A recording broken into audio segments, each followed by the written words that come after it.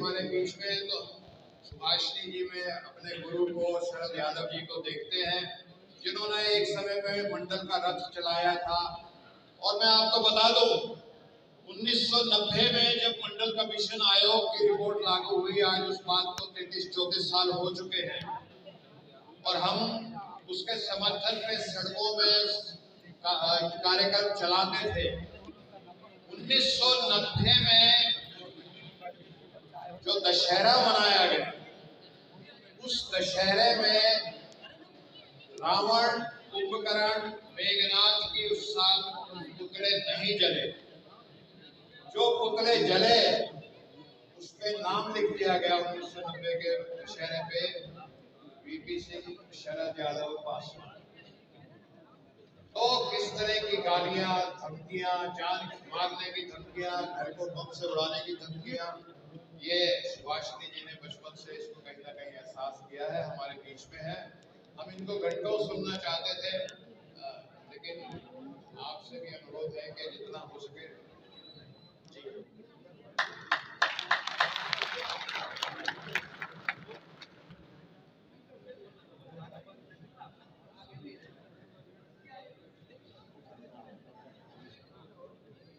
बहुत बहुत धन्यवाद डॉक्टर अनिल जैन जी। आज इस सभा में उपस्थित आप सभी का मैं यहाँ पर हार्दिक स्वागत और अभिनंदन करती हूँ। समय का अभाव है और मुझसे पहले भी जितने वक्ता बोले हैं उन्होंने मोटा मोटी जो आज का मुद्दा है आपके सामने रख ही दिया है, जो कि है संविधान। पिता तुल्य अनिल अंकल ने बोल दिया है कि बहुत कम बोलना है। मेरा प्रयास रहेगा कि कम से कम बोलूं। तैयारी तो मैं पूरी करके आई थी, पर अपनी बात को इस सभा में, इस हॉल में सिमटने की पूरी कोशिश करूंगा।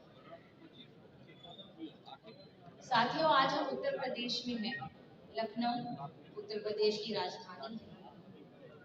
अनेकों सामाजिक न्याय के आंदोलन और सामाजिक न्याय की धाराएं यहाँ से हुई है। 75 वर्ष आजादी के हम मना रहे हैं। आजादी जो हमें 150 साल और हजारों साल की गुलामी के बाद मिली है। सिर्फ अंग्रेजों की आजादी को हम इधर नहीं देखते हैं, हम उस आजादी को भी यहाँ पर देखेंगे, उस गुलामी को भी देखेंगे जो हमने हजारों साल से सही है। इस देश में, इस देश की बहुजन समाज है, इस देश की जो आधी आबादी है, जिसने जो जुल्म सहा है, उस आजादी को आज हम यहाँ पर मना रहे हैं या उसकी आलोचना कर रहे हैं, ये हमको सोचना है। हम जिस देश में रहते हैं उसमें अनेकों जातियां हैं, हजारों धर्म हैं, लेकिन जो सबसे बड़ी लड़ाई, जो संघर्ष हमको हमारे पूर्वजों ने दिया है, वो है बोली की आजादी का। आज मैं यहाँ खड़ी हूँ, मुझसे पहले भी जितने वक्ता बोल रहे थे, मेरे बाद भी जो लोग बोलेंगे, हम आजाद हैं, आजाद हिंदुस्तान में है, इसीलिए हम बोल सकते हैं। और उस आजादी की बोली का जो मैं श्रेय है वो देना चाहूंगी संविधान को। संविधान जो बाबा साहब का जो सपना था, जो महात्मा गांधी जी ने राह दिखाई थी, उस संविधान के चलते हुए आज मैं यहाँ खड़ी हूँ और यहाँ पर देख रही हूँ कि जिस तरह से आप लोग यहाँ पर बड़ी संख्या में आए हैं इस संविधान की रक्षा करने के लिए, जो आप लोग कसम खा रहे हैं, मैं यकीन से कह सकती हूँ कि जो एक धारा चलाई जा रही है संविधान बदलने की, या संविधान में जो खतरा बना हुआ है, या बैठा हुआ एक एक आदमी मर जाएगा लेकिन अपने संविधान पर एक आंच नहीं होगी।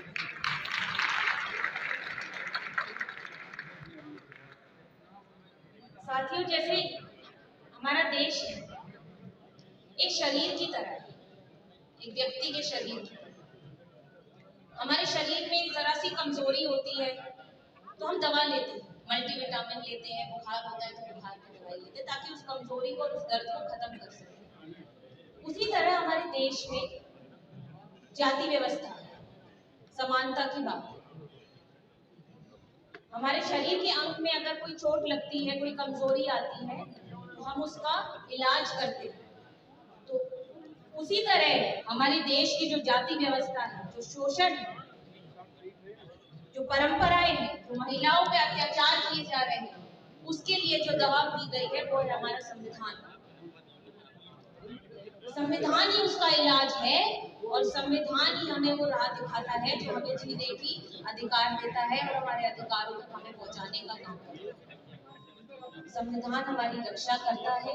जो अंतिम पायदान पर खड़ा इंसान है आज हमारे देश में, पिछड़ा, दलित, आदिवासी, महिलाएं, मैं महिलाओं को भी कहूंगी अंतिम पायदान पे खड़ी है, क्योंकि महिलाओं से ज्यादा शोषण इस देश में कभी किसी ने नहीं सहा है और ये बहुत जरूरी है। मैं देख रही हूँ इतनी संख्या में महिलाएं पहुंची हैं।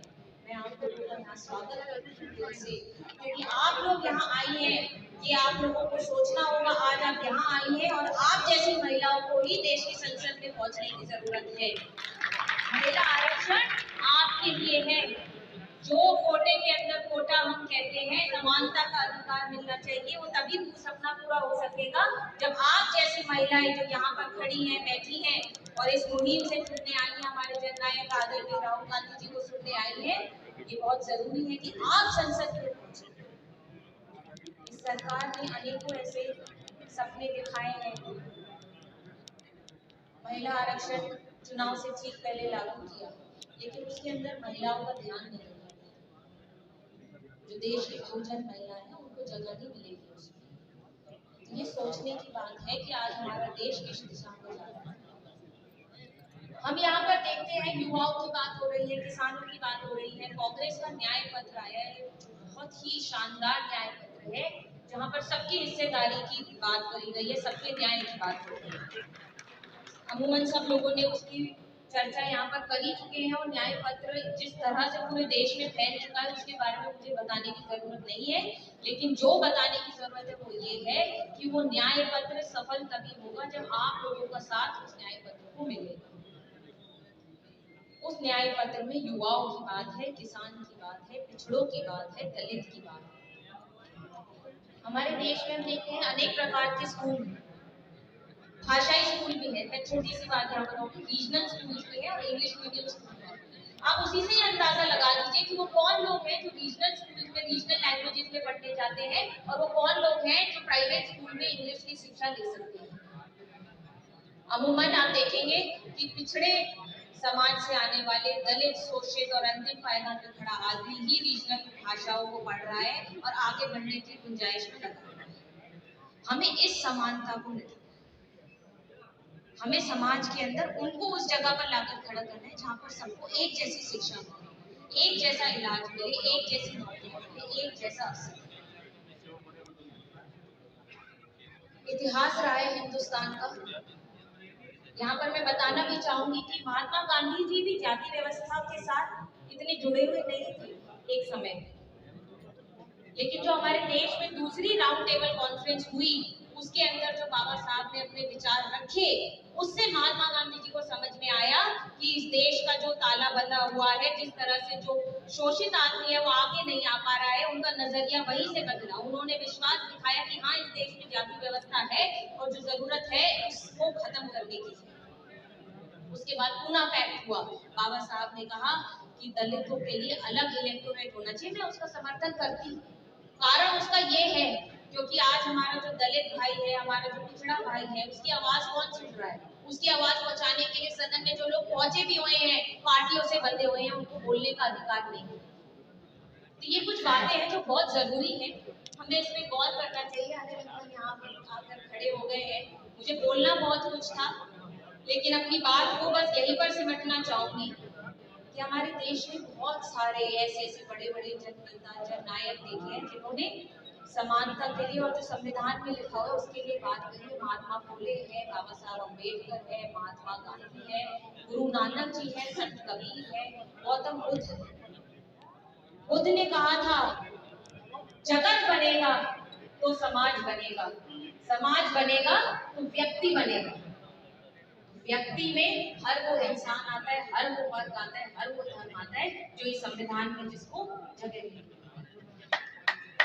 तो मैं यहाँ पर आया सभी लोगों से यही गुजारिश करूंगी कि जो ये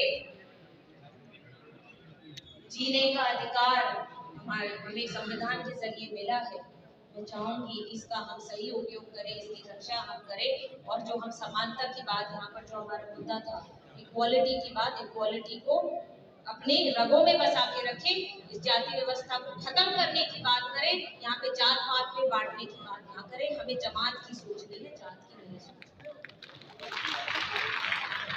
यहाँ पर आप सब लोग आए, बहुत बहुत धन्यवाद। हमारे नेता आदरणीय राहुल गांधी जी थोड़ी देर में आएंगे, आप उनकी बातों को सुनिएगा, उनकी बातों से प्रेरणा लीजिएगा, उनके विचारों को यहाँ से मान्य कीजिएगा। और आप सब देखते रहे जनता खबर यूपी बिहार।